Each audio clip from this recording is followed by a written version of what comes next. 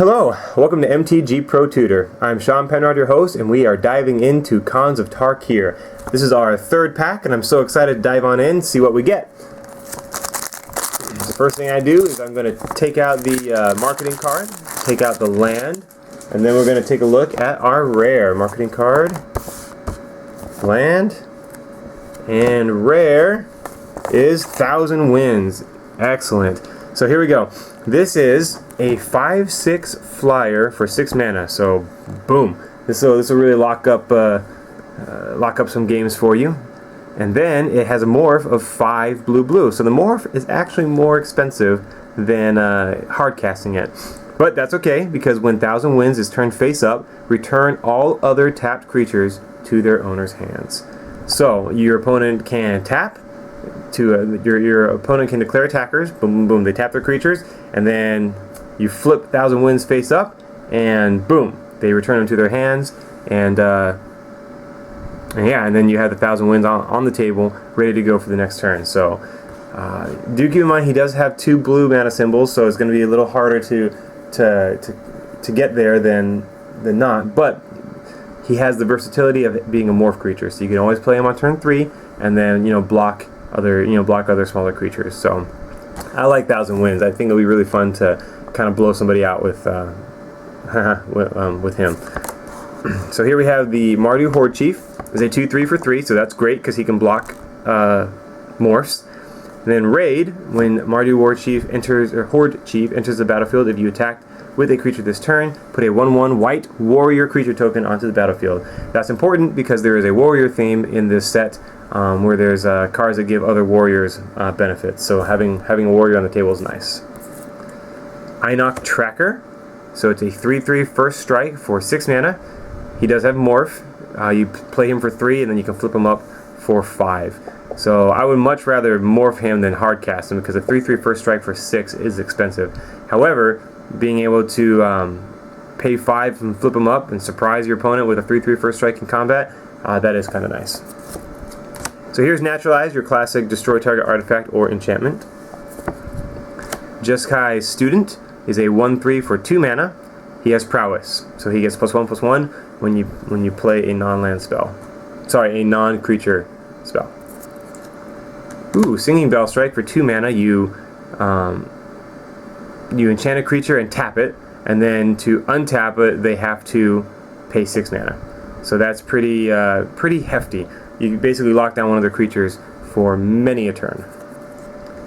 Shambling Attendants, 3/5 zombie creature for 8 mana. It does have Delve and Death Touch. So I'm definitely not going to pick this guy highly. That's pretty expensive. 3/5 with Death Touch is nice. It can block pretty much anything and survive, and then they won't. But I'm not going to take it highly.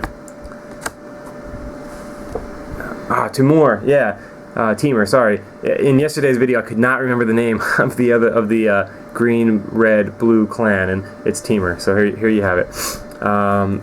As I mentioned yesterday, banners. I don't know. I don't have a crystal ball. I don't know how highly they're going to go. I don't know how useful they're going to be. My gut tells me on turn 3, you want to play a morph, not a banner. That's just me. So Treasure Cruise is actually a really good blue card. Because it has 1 blue mana, you can actually splash it pretty easily. If you are in a deck that does not care about delving, does not care about your graveyard, it's okay to have 1, maybe 2 delve spells, and this is definitely one worth splashing. Because if you really don't care, once your cards are in the graveyard, if you're never going to get them back, and this is the only way to get some use out of them, this is a great way to get some use out of them, drawing 3 cards. Okay, so here's the common mana fixer for red-white. Comes into play tapped, and you get you gain 1 life. Here's Snowhorn Rider. We saw this yesterday for Teamer.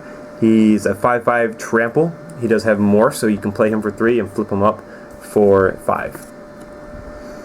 Winter Flame is an instant 1 blue red. Choose 1 or both. Tap target creature. Winter Flame deals 2 damage to target creature. So you can tap a creature and then deal 2 damage. So ideally, you kill their morph and then tap another one of their creatures. So, not bad. Sultai Flayer A 3/4 for 4 mana. Whenever a creature you control with toughness 4 or greater dies, you gain 4 life. Interesting. Not power, toughness. And Secret Plans is an enchantment. Face down creatures you control get +0/+1. When a permanent you control is turned face up, draw a card. Interesting. So this is really playing off the morph theme here. I'm probably not gonna spend an entire card in my deck just to just to play this guy, because I don't even know how many morphs I'm gonna get. You know, maybe if I have a ton of morphs and I happen to be in those colors, and in my third pack I see this, I might take it, but still I'm not gonna take it highly. Alright, I'm gonna take the 1,000 Winds. I like the Winter Flame, that was good. Mana Fixing is good once you know what colors are gonna be, and Treasure Cruise is also good. The Bell Strike is nice. Alright, yeah, so we're gonna go with 1,000 Winds in this pack, and yeah, so we're going in on blue, and we'll see where that takes us. Thanks so much. I'm so excited for this new set to dive on in and see what it has to offer. Please leave a comment below and let me know what you think. Tell me your experiences in your draft, or your pre-release, or your release, and I'd love to hear it. Thanks so much. I'm Sean Penrod, and we'll see you in the next pack.